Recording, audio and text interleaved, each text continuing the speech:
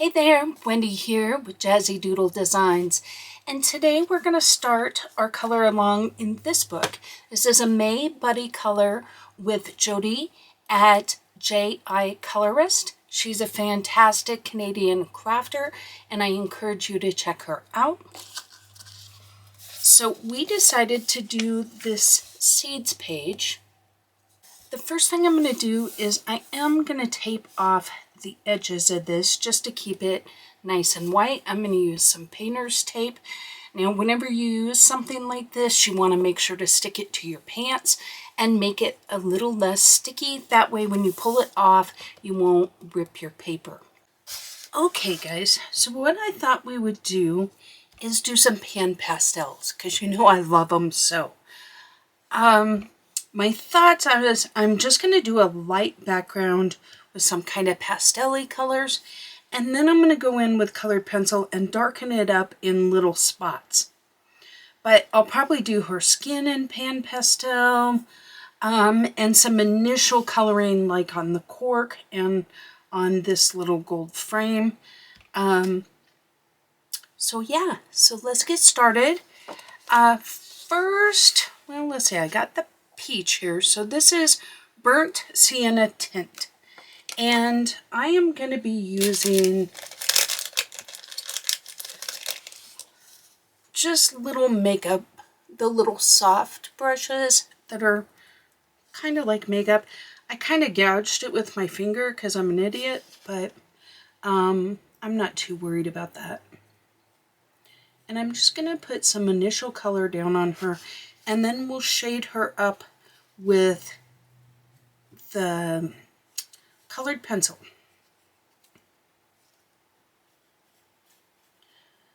So the nice thing with these is if I go a little out of the lines, I can erase. So you don't have to be quite as meticulous as you do with, say, something like inks.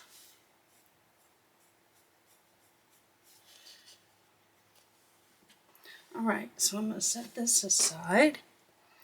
All right, next up, let's go in and so some of the colors I pulled out is phthalo blue tint, violet tint,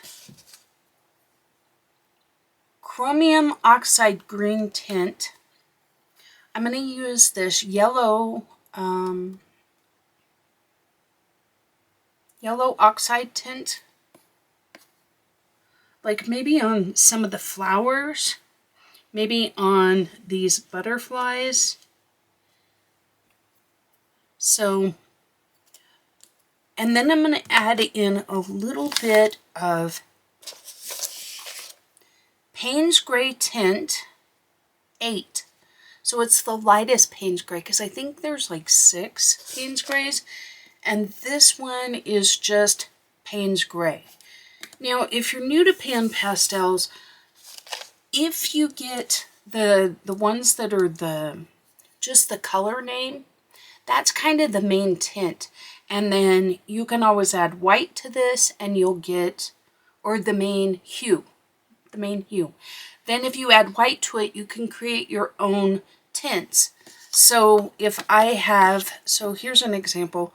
I have chromium oxide green, and then this is the chromium oxide green tint.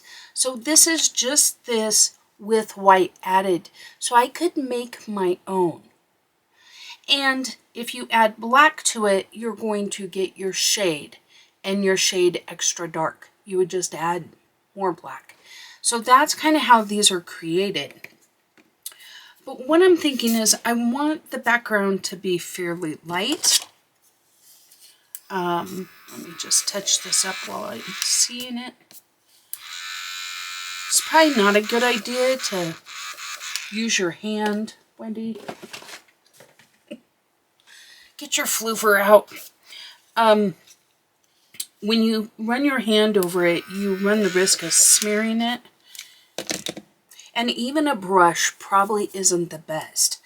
You have to be careful of blowing on it though, because you don't want to get it wet, because it will leave little marks.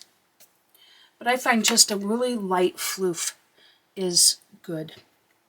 Okay, so let's go in. Let's start. I just take a paper towel, and you see I had a little blue on there. So I want to start with this as clean as possible. It'll still be kind of tinted. And I tend to use this one for blues, but really you don't have to. But let's go ahead and we'll start with that. And it takes very little. And I'm going to go right over my spider web. I'm not too worried about that.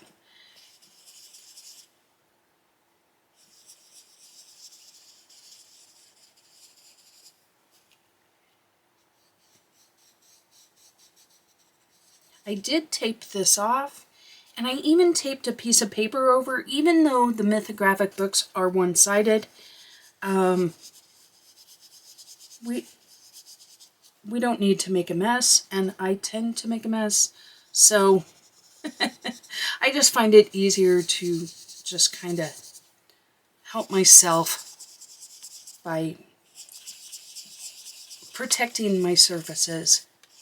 And you can see I'm kind of blending this out a little bit. I want this to be really muted. Okay, and then now I'm going to go in. I'm going to do the same thing, make sure I got all that color off. That way you're not introducing a color you don't want. And we'll go in with our violet.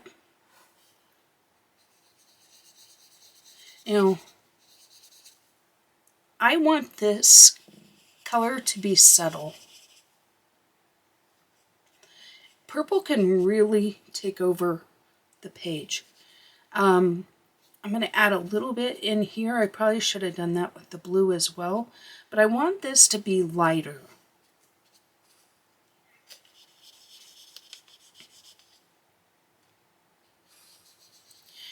And you can see I went right over that blue. And see right here I tore my paper just a little bit. You can go right over these leaves, it's okay, because you'll be able to colored pencil right over that. Okay, next up, let's go in with our green. This is probably going to be the more prominent color. Okay, we'll get our green. Just tap in a little bit.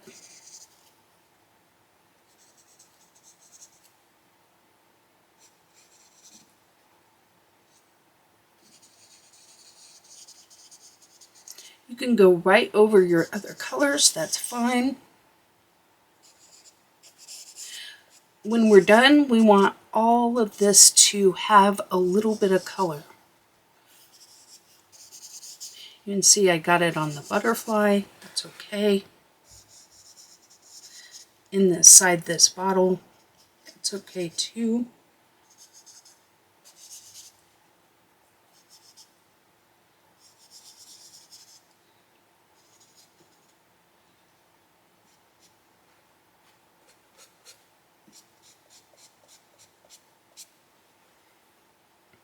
Okay, I'm going to add just a touch of this Payne's Gray, which is a darker color here.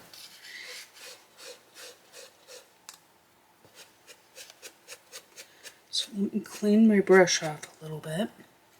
I'm going to go in with just a touch. And this can very overpower the page. So we don't want to get crazy with it. But this will add a little bit of depth to our page.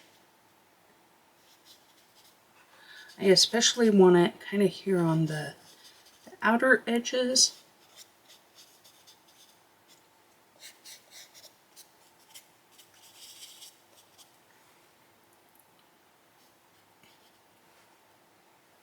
But maybe even, we're going to blend that with a lighter color.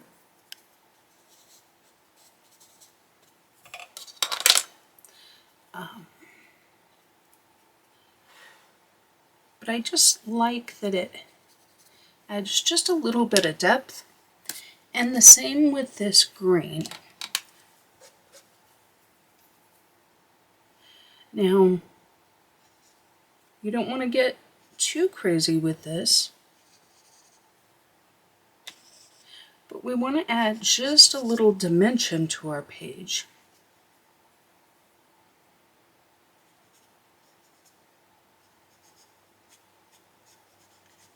Now these little leaves are going to be green, so we can add that as a starting point if we want. So it would make sense that it would be reflecting a little bit there.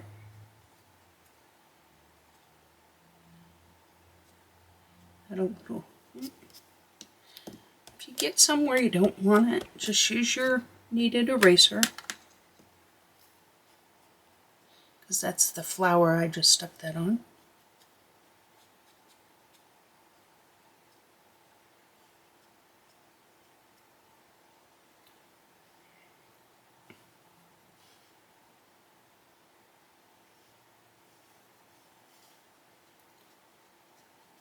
And we're going to do a lot of this detail work with colored pencil, but it doesn't hurt to have your pastels down as a good starting point. Okay, now using our little makeup-y tools, we're going to go in and add, this is raw umber.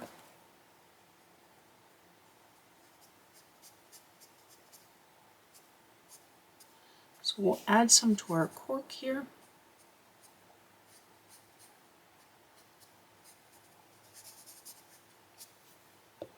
It's okay that there's some variance in color.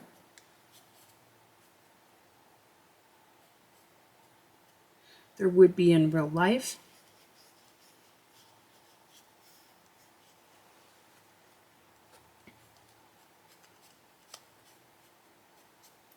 Kind of blend it out a little bit. We'll take our eraser.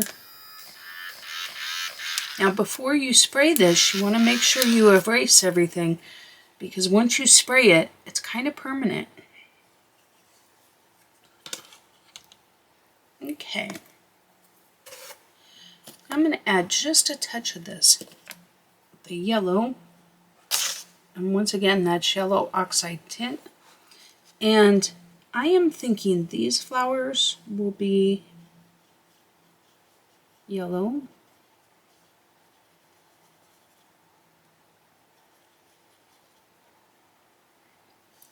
And this just jump starts us. Gives us a good starting point. Plus I can look at this and go, oh, maybe I don't want them to be yellow. Maybe I want them to be a different color, right?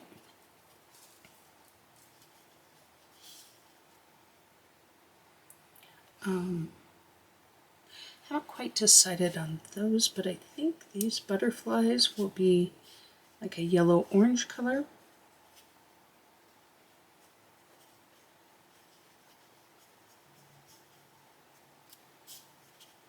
You don't have to do this part with pan pastel. Okay, and then I just want to add maybe just little pops, especially in here where it's a little brighter. I'm going to add just a touch of that.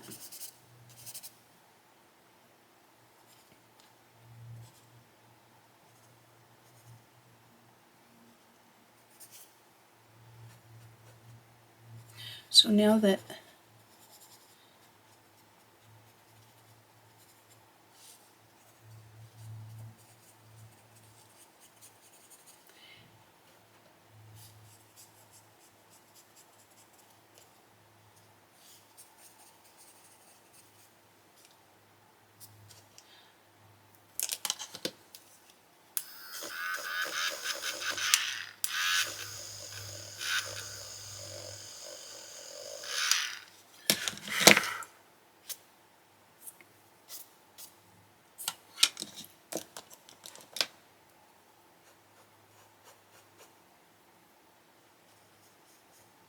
So now I'm just looking for, see this little background area where we don't have any color? Maybe just add a little bit.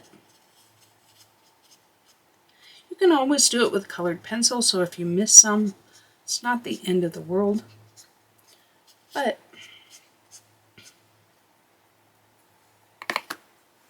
and then just look around your page and see, do you have a little, like to me that green looked a little blobby. So we'll just take a touch of the blue, kind of smooth it out a little bit. Maybe change that to a blue-green. Maybe we want a touch more purple over here.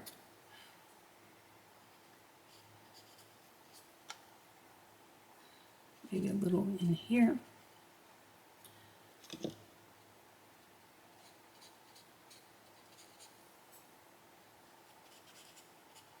Just kind of make sure you've got everything colored. Nothing looks too, I don't see, like this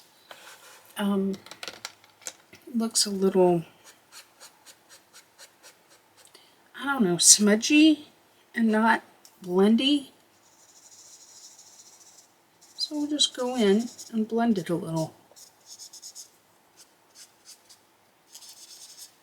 A lot of my green looks that way. Don't know what I was doing with the green.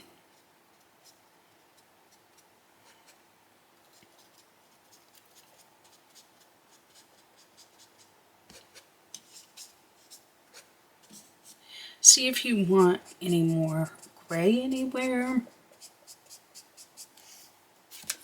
Like that gray is right here on this. I haven't decided what I'm gonna want that color to be, or that. So I'm gonna erase it so I have choice. If I keep it gray, I might have to go dark, and maybe I don't want to later. This gray looks a little smudgy.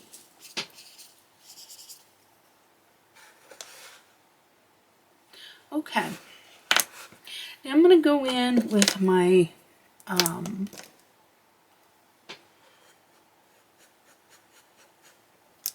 where's my gold applicator?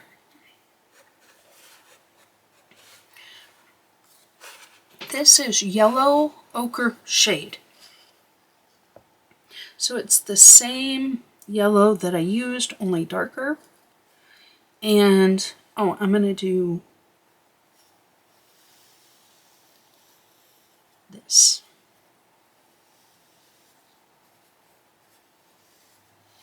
It doesn't matter if it's completely even. I'm just adding a little base layer, giving my colored pencils a little something to play with.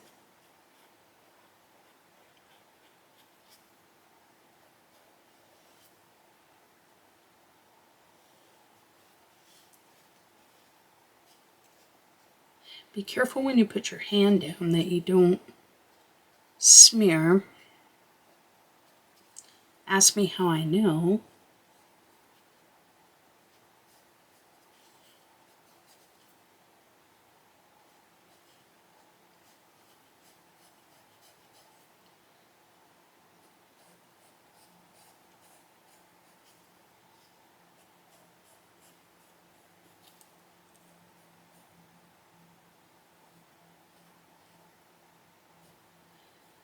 But I like doing this because, number one, I can look and see, do I want it to be gold?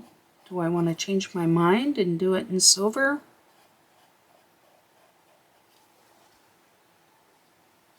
But I think I like that.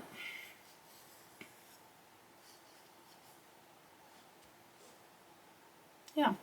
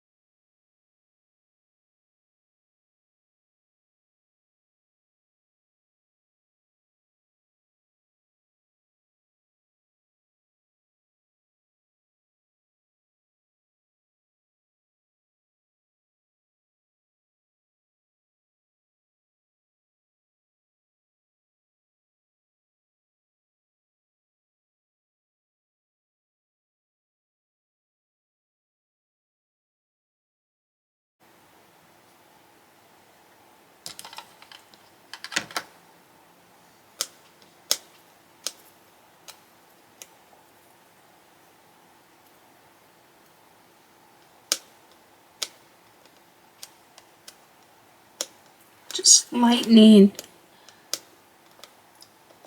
a little bit on the tips of the butterfly.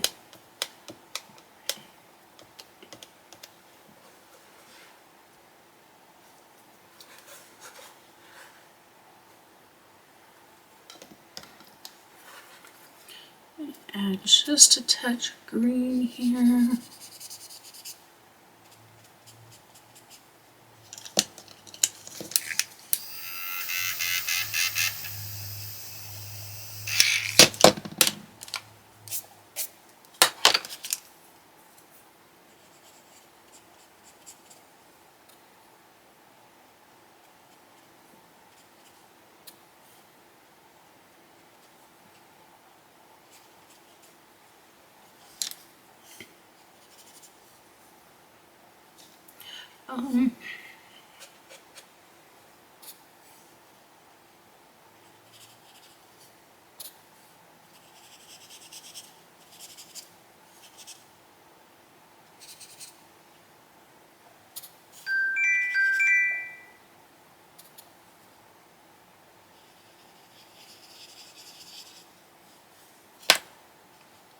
Okay, now I'm going to use Payne's Gray Tint and just fill in anywhere that I'm missing.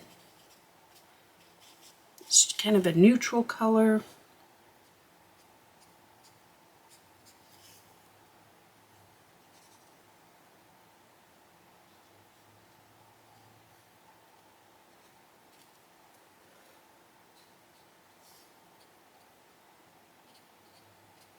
Any place I want to kind of smooth, maybe some colors out.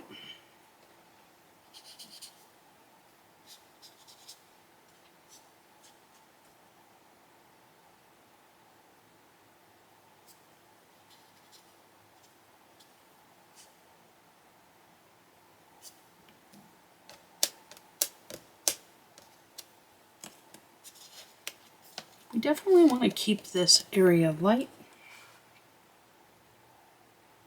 So I may want to go in with just a touch of that green.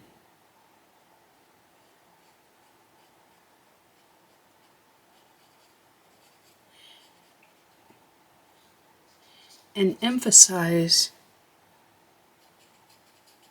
the lightness in here with just a touch of the darkness here.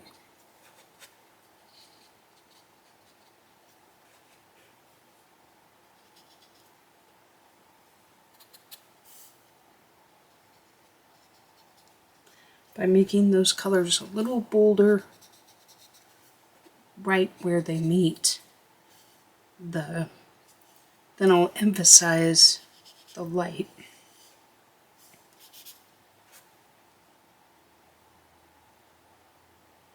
I'm liking this. Okay, I'm going in with magenta now. Sorry, I kind of cheated. I just wanted to see if I like that. I think I'm going to add a little pink here. Now, generally speaking, I like to keep, not add too many colors, but I feel like we're sticking with the same, there are a lot of soft pastels which work well together, and we'll incorporate these colors like maybe into our butterfly.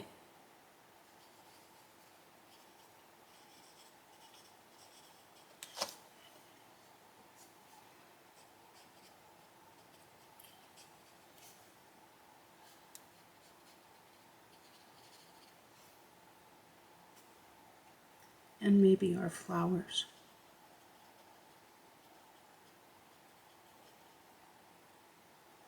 Now, by keeping this soft like this, I could always change my mind.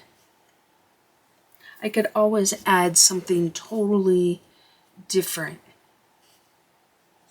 I could decide to go in and make those flowers blue, and your colored pencils will go over this pan pastel pretty dang well. So essentially we've just added our base layer here.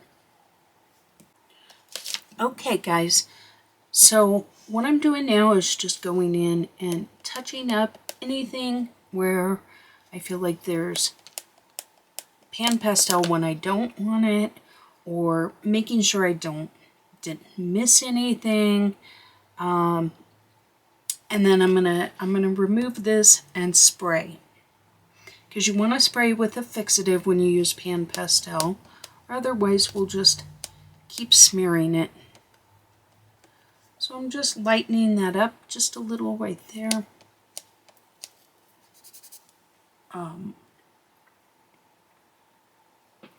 Maybe just a touch here.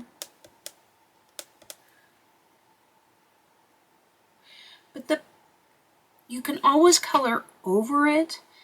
But the one thing I will caution you is, let's say I want to make this flower white, I would want to make sure to remove that little bit of purple that I have there.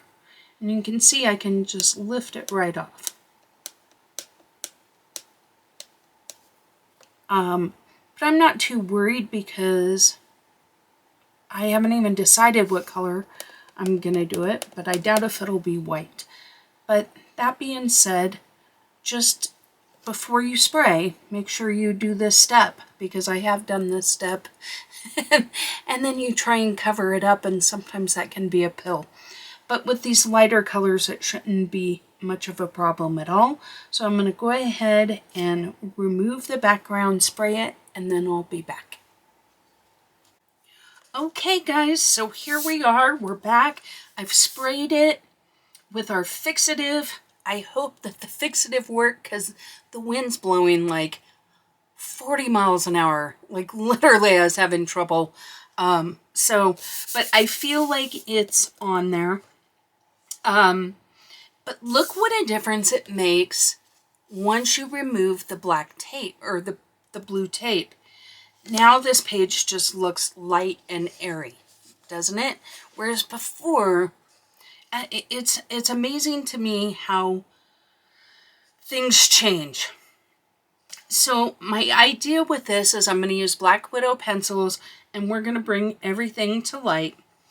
I'm going to go in with probably like a light gray color, maybe a purple gray, maybe like this color, like this blue tongue. I love the Black Widow names. They're just... But anyway, I'll probably go over with like a purple gray for all the spider webs. And then I'm going to use a Posca pen and really highlight it. We'll highlight the bottle and make it look like glass. She's going to be probably, this will be like the highlight color, and it will be a little bit more of a reddish purple. And then I'm going to go in probably with a bluish purple on some of these other things. I'm thinking probably blue frogs, but we'll see. I'll probably start with the green. I'll probably start with her, then work my way into the green, then do the spider web, this color, and then I'll probably go in and do my background, because I want to see how everything is working with each other, because these are just concepts in my mind right now.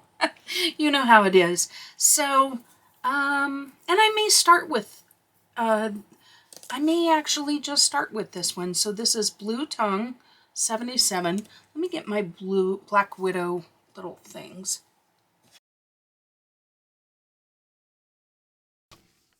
Hello everyone, welcome.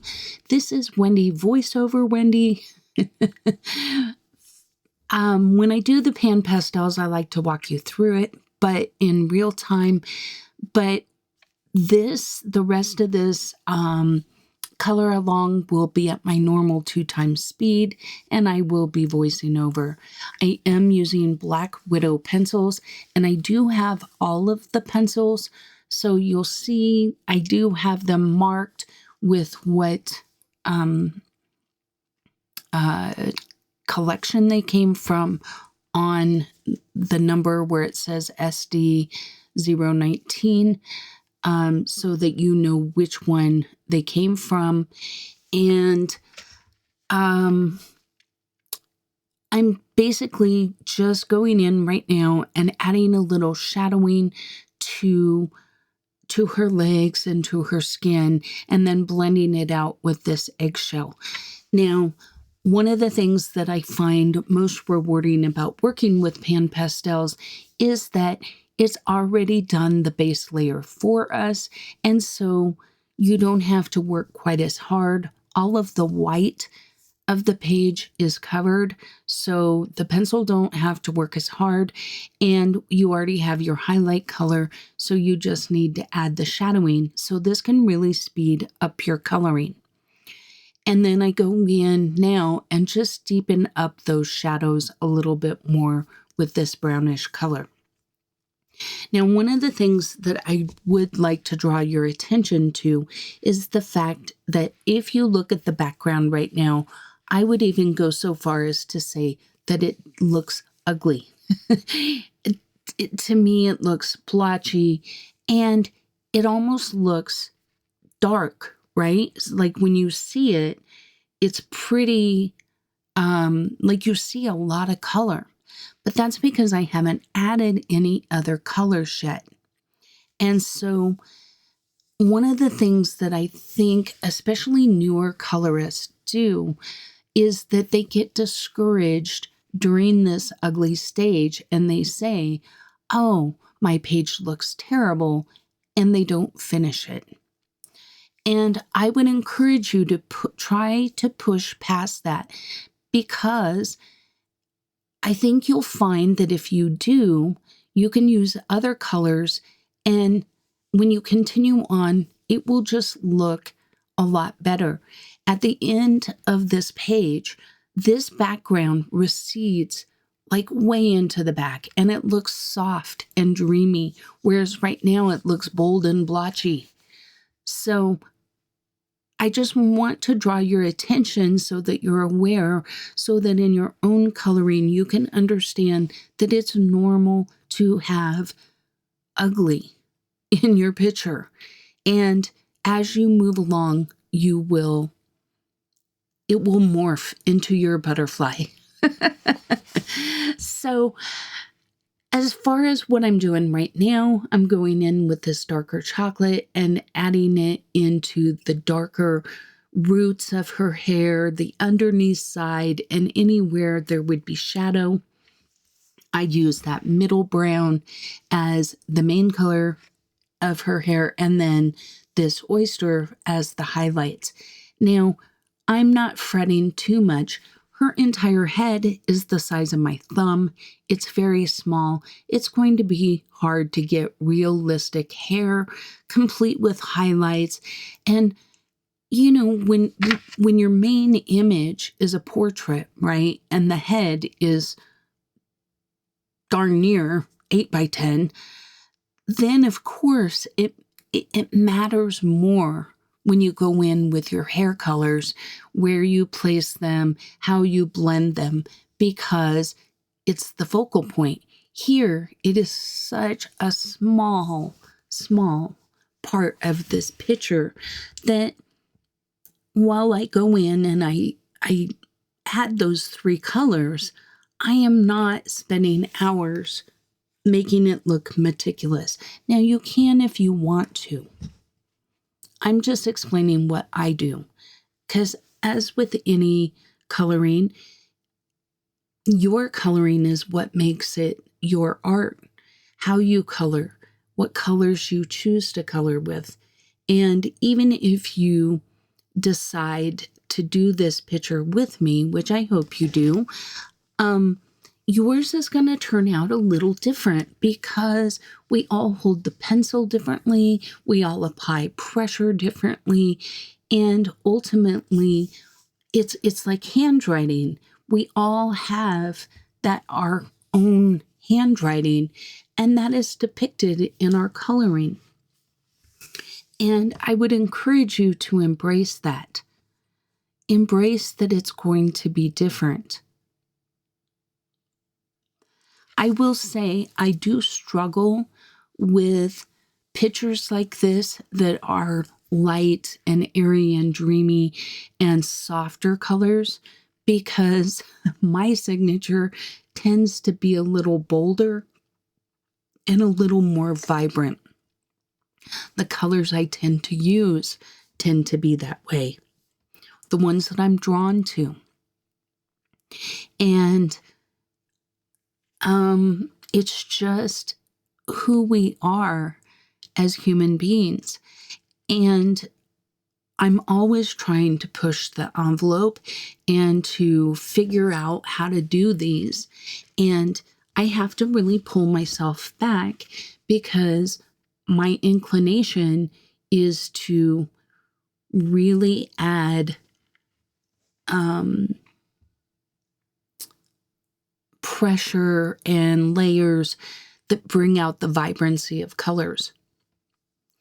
And you can see, even as I'm putting in this spider web, you can see it pushing the background back. Look at the bottom and then look at the top. Where I don't have this color on the page, the background is in your focal point, right? On the bottom, it jumps out at you. Whereas when I look at this up here at the top with the spider web, it really kind of pushes the background into the back, and it softens the blending, because now we have some lines that differentiate the different colors and make it look more coherent in the back, more cohesive, right? I don't know if that makes sense. When you don't have the spider web covered in the bottom, it looks like a blob of gray and a blob of green. Once it's colored, you don't notice it as much. Now, I did jump ahead there, and I chose not to make you watch me color the entire spider web. And I do the same when I put the white Posca on it. But I really like how it pushes that background further back. The brighter the color that I would have used, the farther back it's going to push that background. So if I would have went with a darker gray, it would have emphasized that even more. Now here I'm just using these brown tones to kind of add some distinction to our cork. Where it's covered with the glass, I do it just ever so slightly lighter. You'll notice that, like, instead of doing 3 layers of leather, I might only do 1, just to keep it a little on the lighter side. And see, I didn't even use this darker tone on the underneath of the cork on the left. And I did ever so slightly on the cork on the right. Because where it's under glass should be a little bit muted from where it's exposed. But I'm using that darker tone here to pull out some distinction between the top of the cork and the side, which gives it a little bit of dimension. I'm kind of coloring in some of those little dots darker, shading a little bit with this, just to add a little bit of interest to the color, a little variance. And you'll see I do just a little bit here and a little underneath, but I don't do much. And that will help lend to the glass look when we get there. All of those things kind of take part into creating the illusion of glass. The variance in color, but also, the little white Posca marks that I make.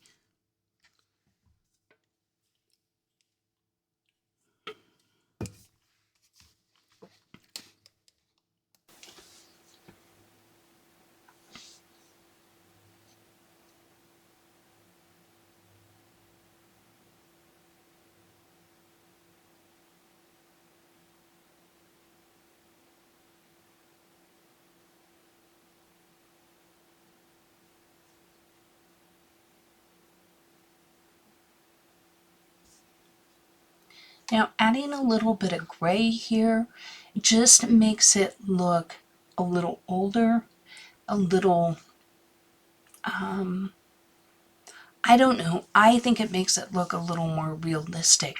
The gray almost is an indicator like it got wet at one point. Now, you don't have to add this, you know, it's just a personal choice, I guess. But I realized that I needed to color right here where the thicker part of the glass is. So as you can see, I'm keeping this considerably lighter. Where that thicker glass would be, we want it to be a different shade. And you'll notice I don't go all the way to the very top of that glass. I want to leave a little rim of white.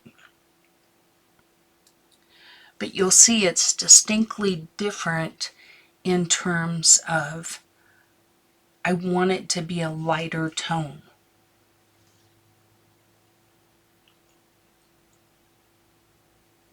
So you can see it has almost a redder cast to it, but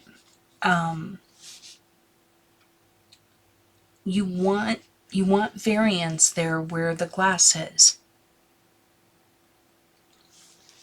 Now I don't know if I did it correctly.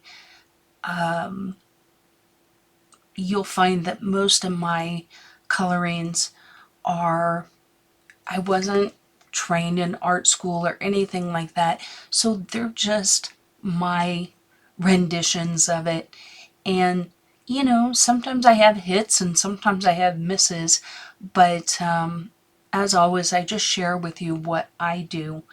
But this is my thought process behind it. Is just that we want it to be a more muted tone. You could even color it exactly the same and then maybe go over it with white. That might be good. I almost feel like I added that castle color when maybe I didn't add that castle color to the original cork, because it feels a lot redder to me looking at it now. So I'm wondering if maybe that's why my cork looks a little different, or maybe I thought at the time it would be a good idea. I'm not sure. But to me it looks redder, which I think in the end it's fine. Don't fret the small stuff, because when this whole page is done, people are going to look at your page as a whole and they're not going to be zoning in and being like, does that middle of the cork look a little redder to you? Whereas because I'm coloring it and I'm looking at it and staring at it, it does to me. So I would encourage you not to stress too awful much about things like that. Now here I'm just going through, there's a few branches and tree limbs, and that's kind of what I'm covering.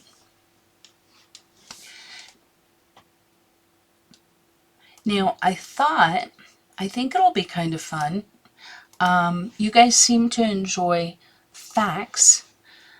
I enjoy them because I run out of things to say. So we'll be talking about spider webs. But let's talk about what I'm doing right now. I'm going to zoom us in. So what I'm doing here is I've got that pan pastel. That's going to be the main color of this quote-unquote gold. And what I'm doing is with this dark chocolate, I'm just going along the edges. So I want this to be, you know, like the cheap gold plated stuff, right? So I have my darker edge there, and then the lighter in the center. Now when I did the pan pastel, I did some random splotches of erasing just to add a few highlights, and now you can see, though it looked blotchy with the pan pastels, now that I've put my pencil down, it really does add some nice highlights without having to rely on my Posca to put in those bright white highlights. Now don't get me wrong, I use my Posca a lot, but when you do that, it's an artificial shine. Whereas when you look at it right now, I have some natural variance in dark and light, and it looks, in my opinion, a little more natural. So I really like that. But it's much harder to get that effect with colored pencil than it is with something like the pan pastel, where you can just erase and touch up and, you know, manipulate it a lot easier. And quite honestly, that's about all I'm going to do for this gold. And I think it looks good.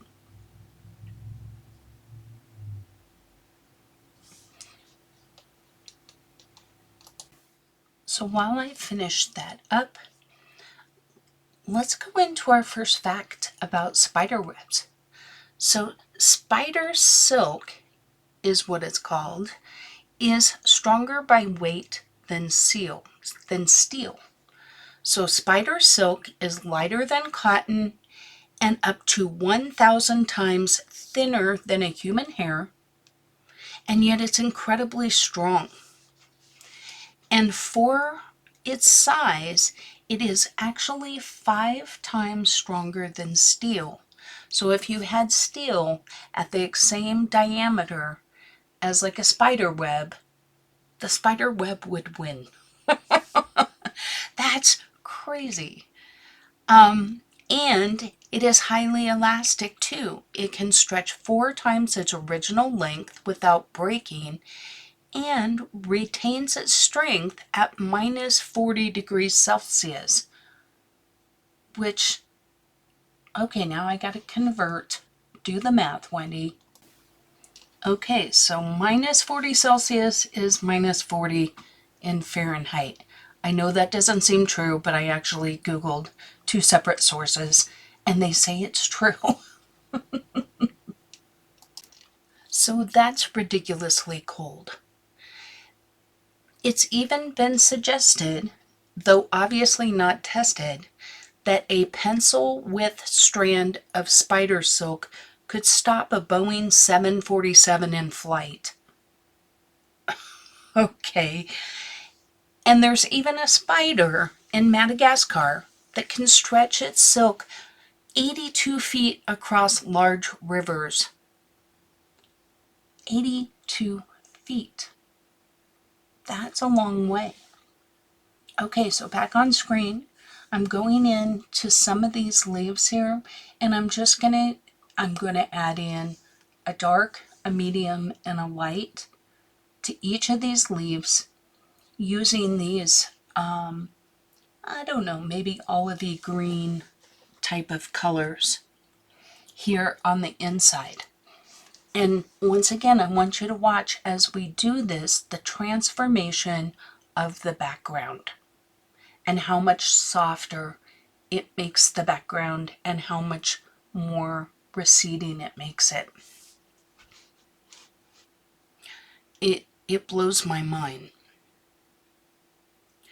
So another fun fact about spider webs is that, well, let's talk about spider webs and what they're made of.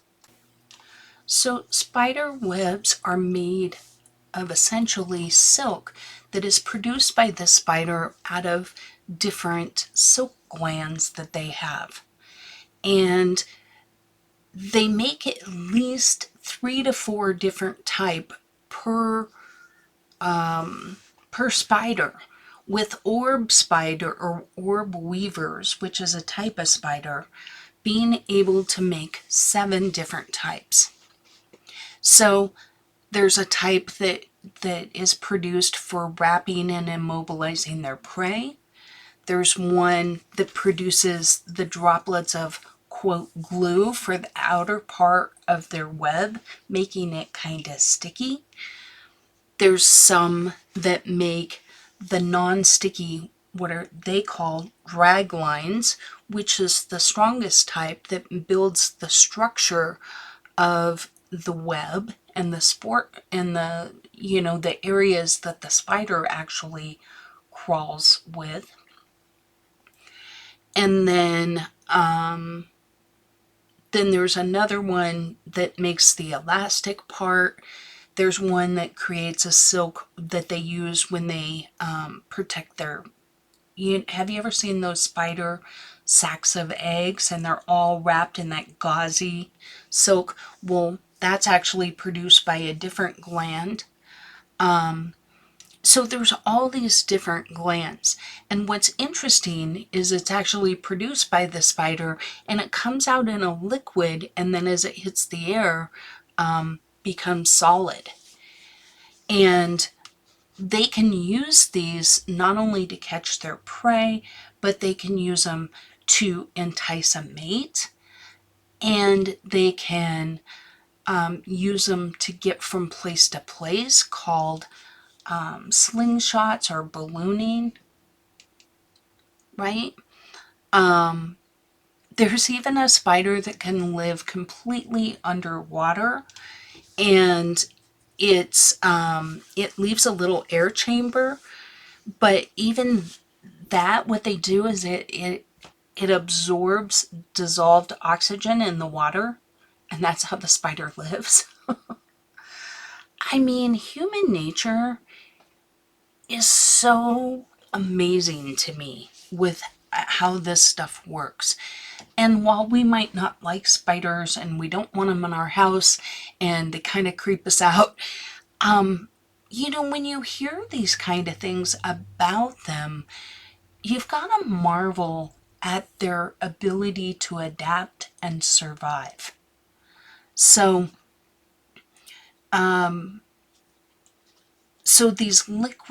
this liquid protein, they spin into this web. And, we have tried to actually recreate the silk, because imagine with the tensile strength that it has, how productive that could be. Like Kevlar, right? Lightweight and yet super strong. But I don't think we've been able to really do it. Another little fact about our little spider webs is that some spiders actually replace their webs daily. And you would think, wow, what a waste. But you know what? They actually eat their web. And then that gives them the energy that they need to rebuild it. So why do they rebuild it? Sometimes because they've caught a prey in it, and so they tear it down in order to create a new one to make it more likely to catch prey. Sometimes because people like us stick a broom in them and damage them. But they tear them down and build them. But one of the things that I learned is that these webs are actually tuned. In other words, they can hear the vibrations on their web. So back to what I'm doing on the page here. So the rest of the green that I've done so far was done with these yellow greens and more on the olivey tones. Now these down here by the little frogs, I am using darker greens and a little bit more on the blue side, just to add some contrast and to make those leaves kind of look different. I like a little variety, and I think that they look nice together.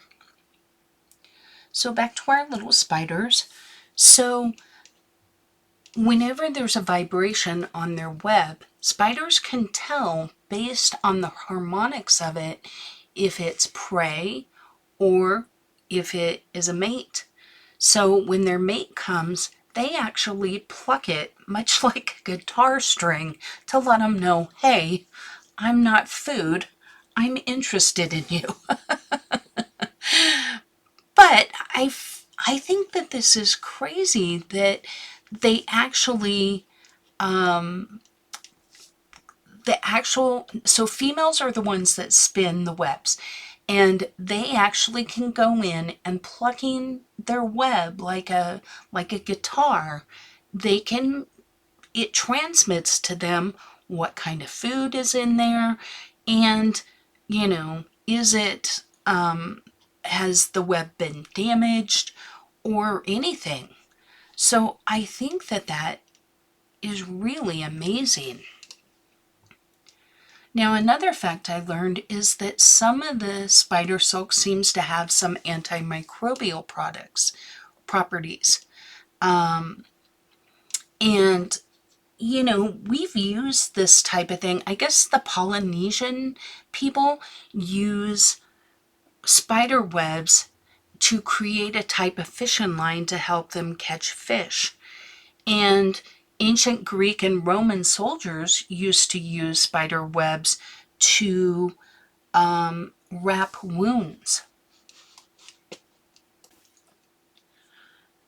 So the spider web would actually stop the wounds from bleeding. And people in the Carpathian Mountains treated wounds with the silk tubes of purse web spiders. They say its toughness and elasticity likely made it well suited for covering the wounds, but they thought they had antiseptic properties as well.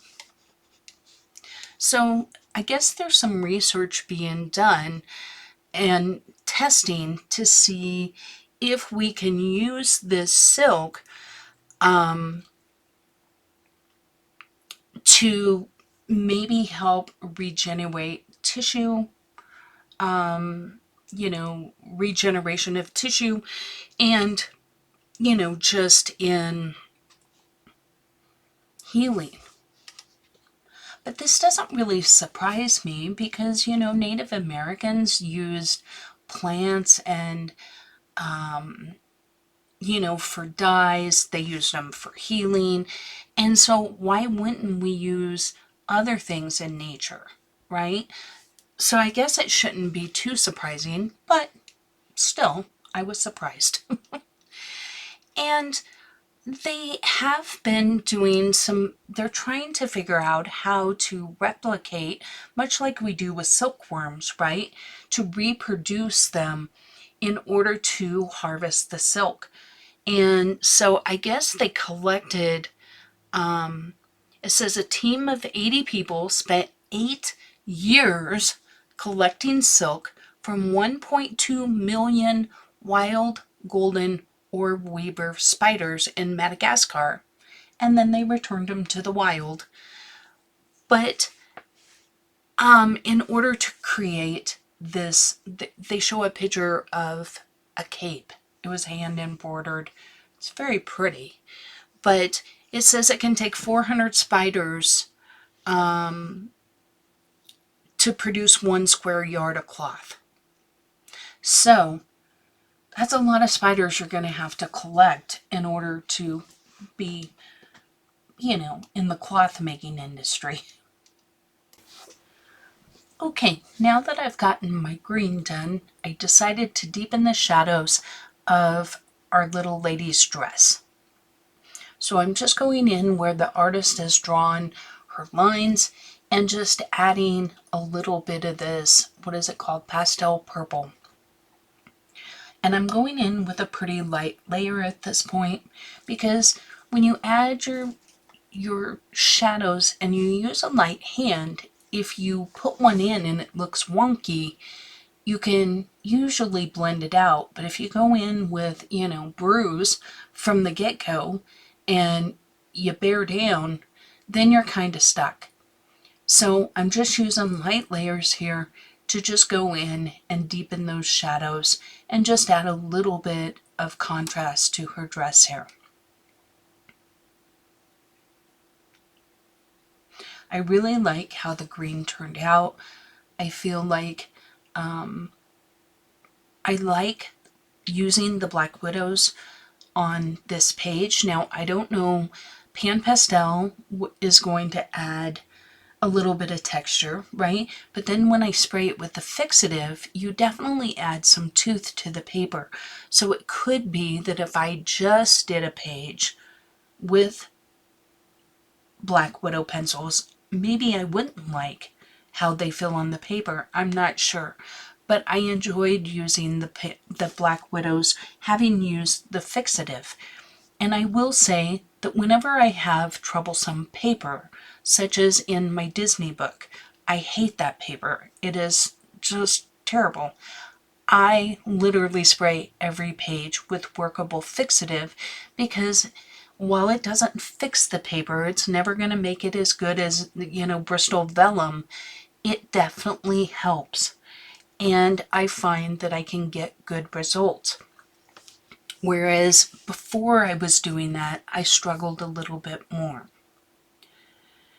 Now here I decided, initially I talked about putting some orange in these butterflies. I decided I really didn't want that.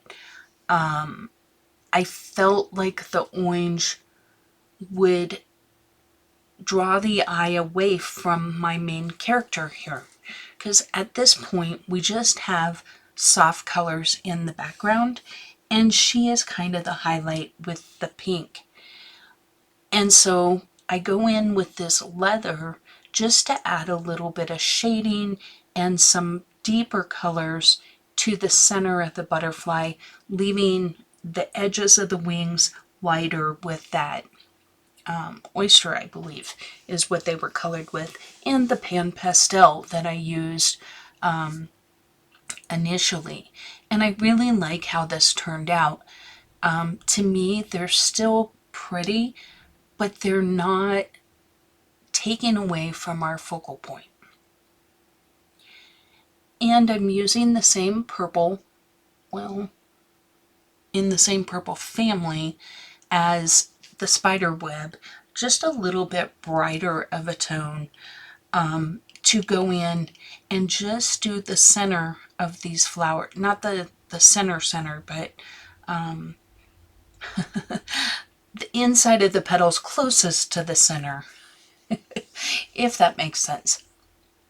And then I used the oyster in the center of the flowers. Now I'm using a little bit of white on the edge of the tips just to blend that purple in a little bit, but I wanted the tips to be lighter, so that's why I use Casper. And then a little more leather in the center, just for some variance.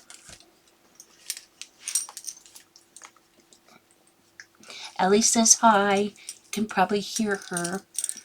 She wants up in my lap. And she's off. I guess she just wanted to say hi to you guys.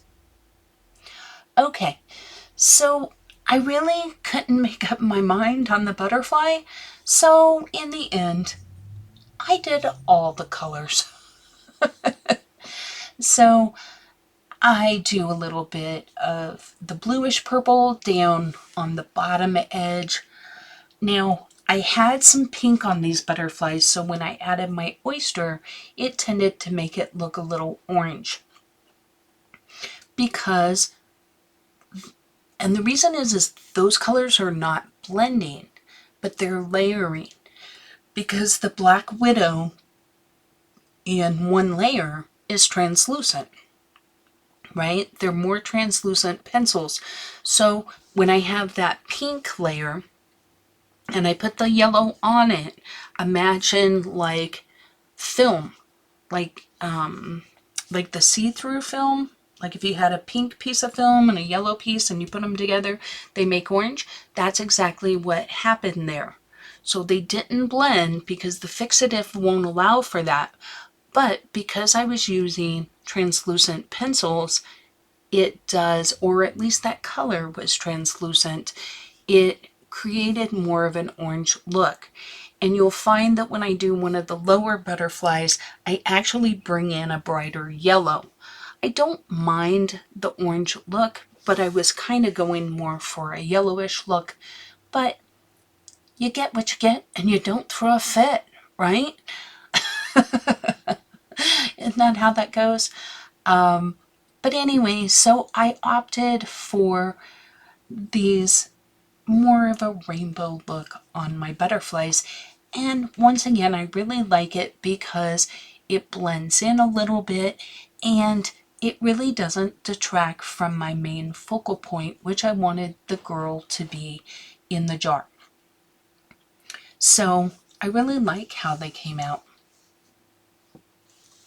So here I tried using milk instead of oyster, which is a little bit of a lighter, like a cream color, and to see if I got less orange look.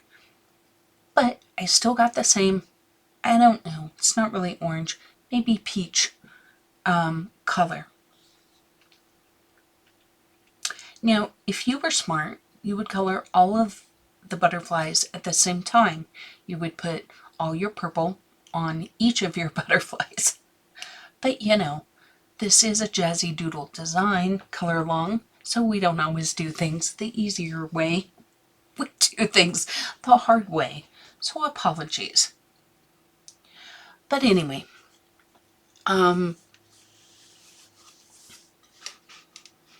so I thought those were some really interesting stats about spider webs. Okay, so while I finish my little butterflies, couple of updates. So the business sold. The buyer came and picked up all the stuff, so that was awesome. I've been working with him. Of course, he has lots of questions, and there will be definitely a transition period,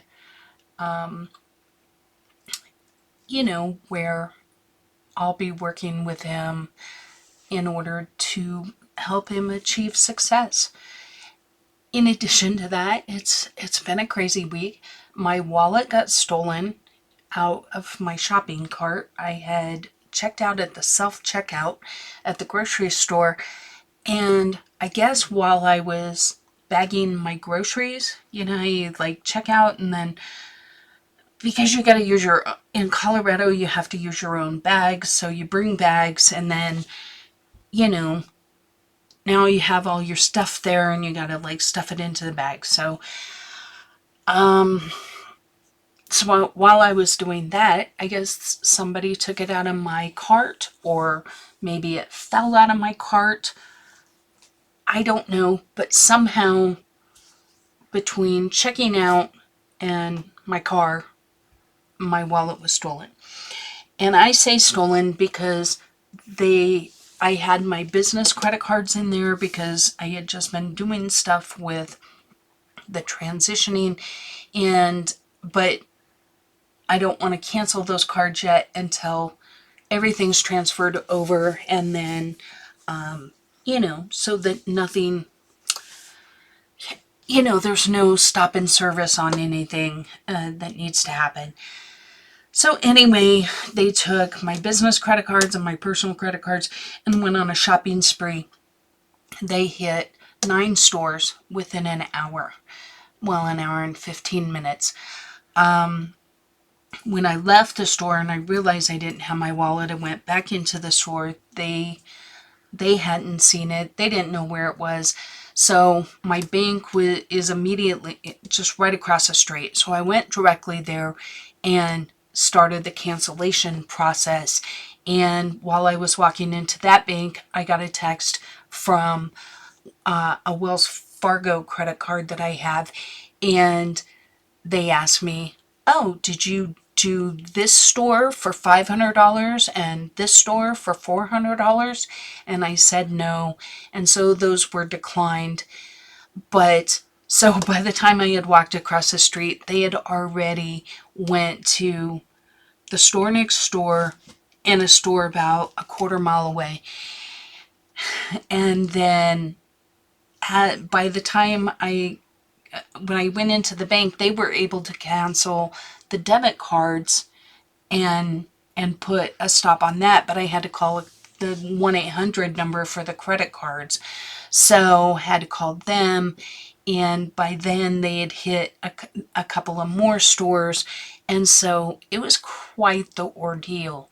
Now, luckily, when the credit card companies are set up to help you with that, so I won't be held responsible, but it does make me wonder, are the stores going to, because I think there was at least 2 where they actually got things.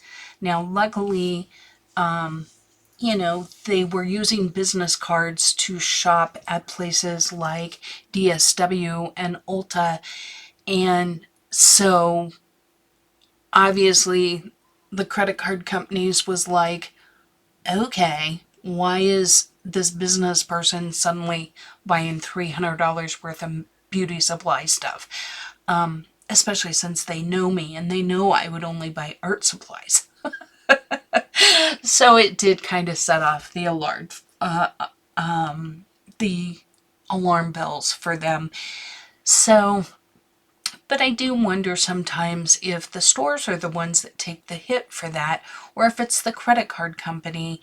And, ultimately, I know people tend to look at this as a victimless crime, but it's really not, because every one of those thefts causes the prices to be raised, either in interest rates for the credit card companies or in the cost of, makeup.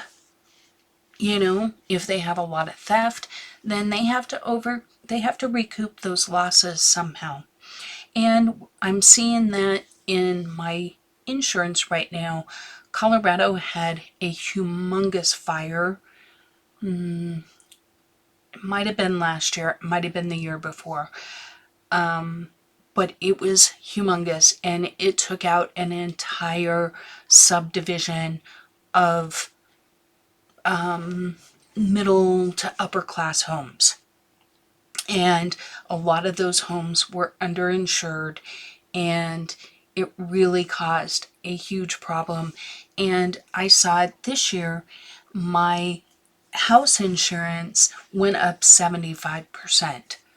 So the insurance, people always say, well, the insurance will cover it, and they think of it as victimless, but it really isn't, because we all pay for it in our premiums the next year.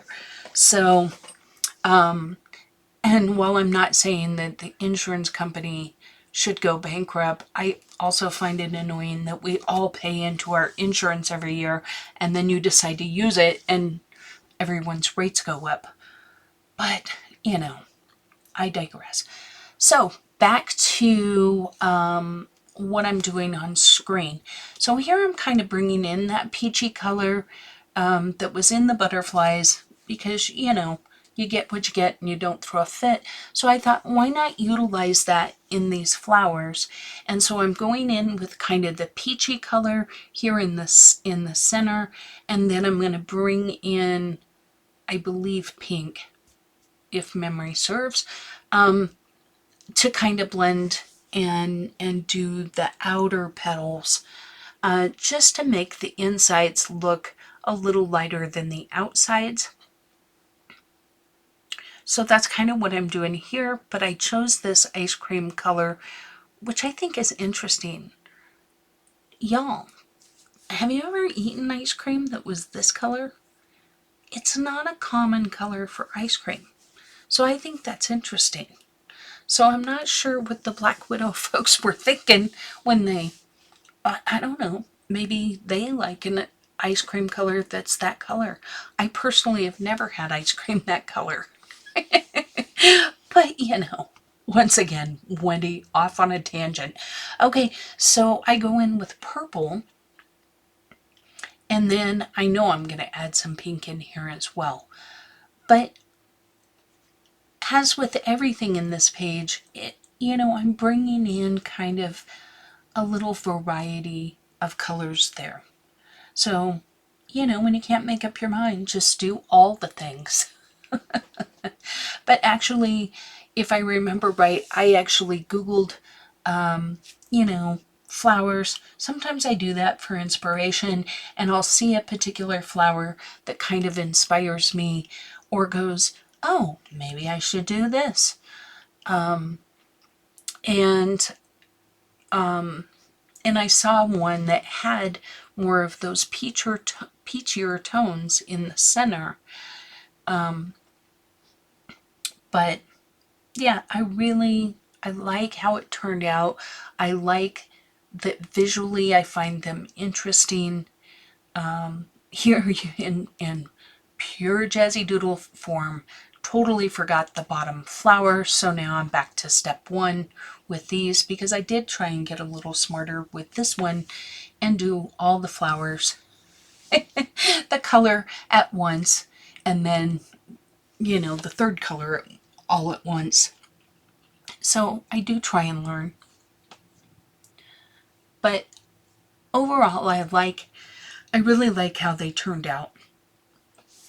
Because once again, I really wanted the girl to be the focal point and everything else to kind of fade into the background a little bit. Now, I could have made her dress a little more vibrant if I wanted her to pop off the page, but overall, I just really like the softness of this, and I do understand that contrast is key, and I thought about going in and darkening up some of the background and just adding a little more contrast, because right now most of this page is done in the same values. It's all very soft to mid values, but I like it. And I like how it turned out. I like the dreaminess of it. I like the softness of it. And I felt like if I went in too much, that it would change that dreamlike look of the page. So that's something that I made a conscious decision to do. Now here I'm bringing the pink in to those yellow flowers that I colored with the pan pastel early on. You can see me looking like, did I get them all? Good job, Wendy. Good job for at least working.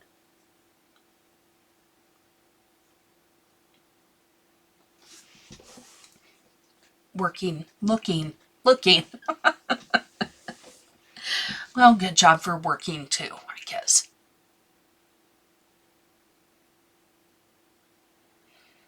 Okay, so I realized I hadn't colored her shoes. So I just opted for the leather, which was one of the colors in the cork, and I'm going to use it for these little cocoons, the seed. These are all the same colors that are used like in her hair and in the cork and in the gold. So just trying to reincorporate colors into your color scheme makes a big difference. It makes it more cohesive. Now, obviously, these are darker brown, which is fine. Just having the same tones in something, you can leave one lighter or have more, you know, less dark chocolate than leather. Excuse me. And then on the next object, have more dark chocolate and less leather, and they will look different on the page, but they will feel cohesive. So here I'm just adding in a little bit of gray here and there, or not here and there, Wendy. Okay, so I'm only adding this gray to the bodies of the butterflies. Just a very light I don't want it to be overpowering. I don't want them to be super dark. And of course I had to miss one.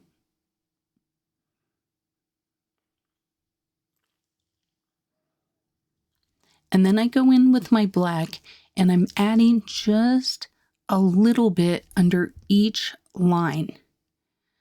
See how the little butterflies are kind of ribbed? I know you can't tell because my hand's there, but you know how they have the little segments. So I'm just darkening it up just a little under each line and adding a little shadowing to the side of the heads, just for a little depth and dimension.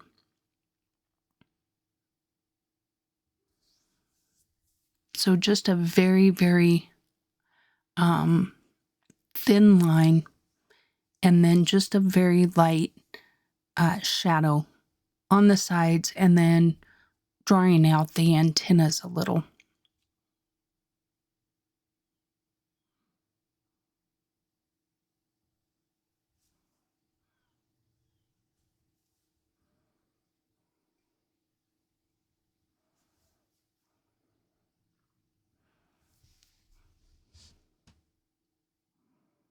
So just touching up that little cord that I missed, and, you know, a little bit of the edges there. Now here around where the glass bottle is, I want to deepen up the green so that when it's a little lighter on the inside of the glass, that makes sense. So just blending it a little bit there.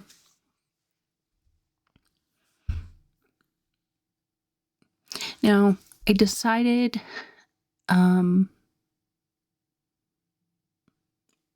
doing the same thing here, just blending that background and letting it kind of shine through the bottle a little bit there. So with the purple kind of shade or whatever. And then there was just a couple of little spots where I felt like needed a little more color. So I'm just lightly blending that. But you got to be careful because your colored pencils are going to be a different color than the background. So we don't want to introduce another color to the background. Now this color is pretty close to the green I was using. But just smoothing it out a little bit, just blending a little bit. But really that's all I do to the background. So it's not like I had to do a lot of pencil work to tidy things up.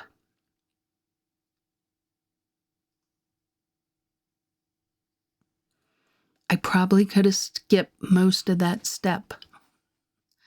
But, you know, but it is what it is. Now here, I want to go around the edge of the glass. I'm making a thick line. I could have just used a fatter marker, but then I would have had to dig it out. So I'm just going to round the entire bottle with the white Posca.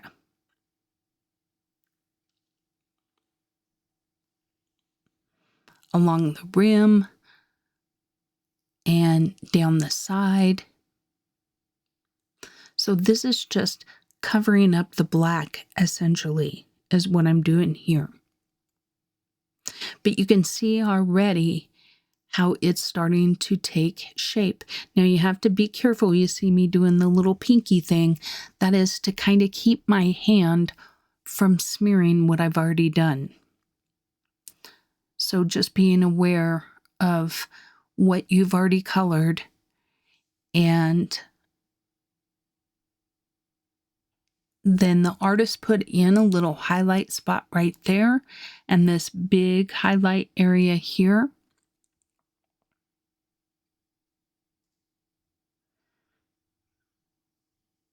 Now I'm going to do more to that jar below, but I go ahead and let that dry so as to not risk smearing. see, once in a while, I do think ahead. Not often, but it does happen. So make sure you pull out your calendar right now. Jot it down.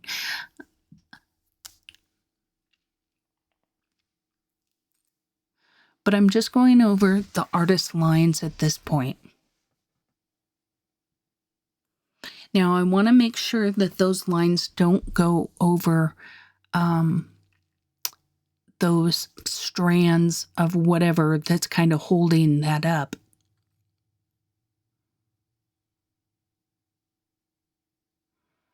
Once again, the artist kind of gave us a little highlight there, so I went ahead and filled that in. But you can see I did the bottle to the left and then worked my way to the right.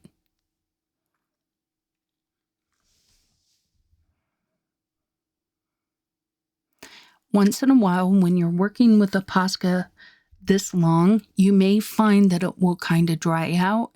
And if you take a paper towel, you can wipe that end and then prime it again to get it going again. Mine was starting to dry out at this point.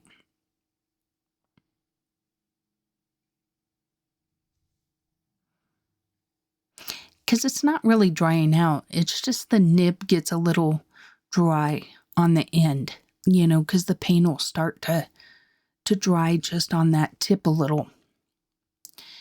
Now I realized I hadn't colored my frogs, and I opted to do blue frogs, like blue dart frogs. And I did that just simply because we already have a lot of green, and I felt like they would just really get lost. And we brought in some blue in our butterfly that really, we don't have much blue on the rest of the page. There's a little bit in the background. So this just, to me, tied it all together. So I'm using Picasso Sky here for the darker blue, and I believe it was Sky for the lighter blue. I really like that sky color. It's probably one of my favorite Black Widow pencils.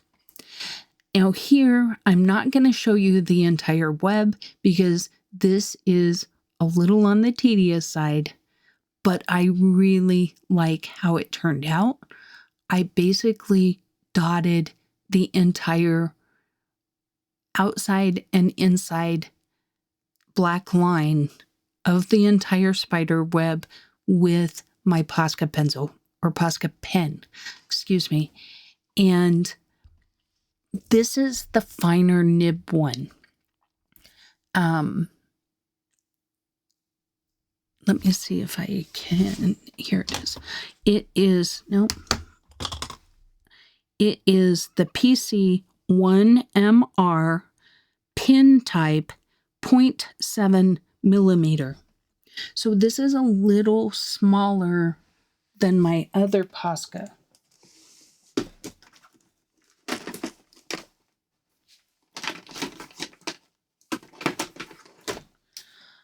The one I usually use is a 0.9 to a 1.3 or a 3 millimeter, or the 3M Posca.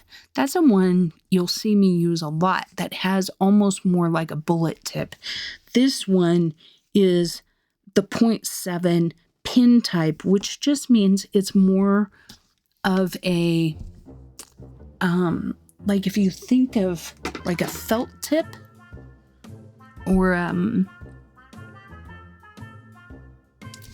you know, like a Sharpie has, like the little tinier type of end.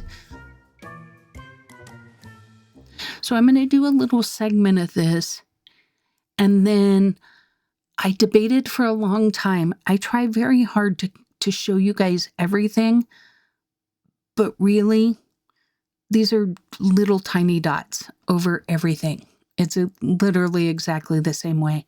And at this point, what I'm doing is just putting in a little dab in the middle, like a circle, wherever the spider webs meet. So wherever there's like a join, I just put in a little blob of white. So I really didn't feel like I needed to show you all of that. Now here's where I'm putting in my reflective marks on the bottle. And I do tend to kind of go, like when it's circular like this, you want to make sure that they're rounded. Whereas on this bottle, see how it has a straight side? So the reflection's going to be a straight side. And here I'm just like, where am I going to put it? You'll see that I put one there. I try and do it with the curve of the bottle. And then with this, I just want a few random up and down diagonal. My pen's starting to dry out again. Just shiny marks, right? There I realized I hadn't I hadn't went around the edges of the bottle. But they needed to be at the same direction. So those are diagonally. The ones on the curve are going to be rounded. And then I'm using, this is a Nuvo shimmer pen. You could use a Wink Stella. It would do exactly the same thing. I just happen to have this one handy just to add a little something something to the wings. I almost wish I would have used that iridescent pearl like I did when I did Tinkerbell.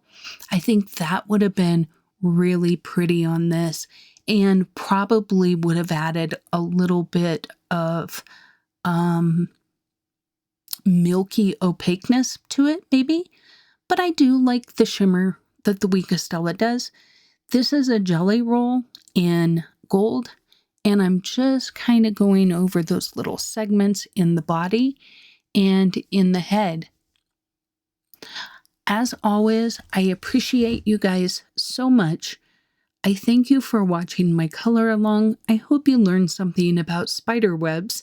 I tried to keep out all the creepy stuff, not talk about spiders themselves, but just talk about the amazing ability of spider webs. So, thank you for watching. Until next time, take care. Thank you for watching another video from Jazzydoodledesigns. If you enjoy adult coloring content, please consider subscribing. You can now find me on Instagram and Facebook as well. I welcome all comments and suggestions. Don't forget to like the video before you go. And until next time, take care.